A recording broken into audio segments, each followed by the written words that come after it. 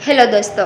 तो आज हम बात करेंगे एट्रोपिन सल्फेट इंजेक्शन के बारे में, जिसे लाइफ सेविंग इमरजेंसी ड्रग भी कहा जाता है। इसके क्लास की बात करें तो ये एंटीकोलार्जिक मस्करिन रिसेप्टर एंटागोनिस्ट में इसे इंक्लूड किया गया है।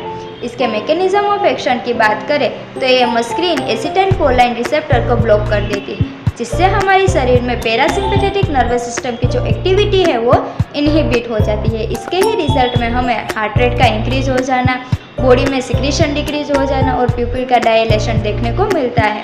इसके डोज की बात करें तो ये 0.4 से 1 mg होती है, और इसके रूट की बात करें तो हम इसे IM और IV देते हैं।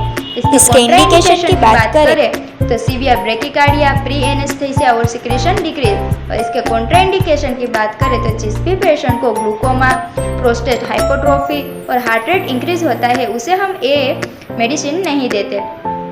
इसके साइड इफेक्ट की बात करें तो dry mouth, blurry vision, heart rate increase हो जाता और यूरिन रिटेंशन देखने को मिलता।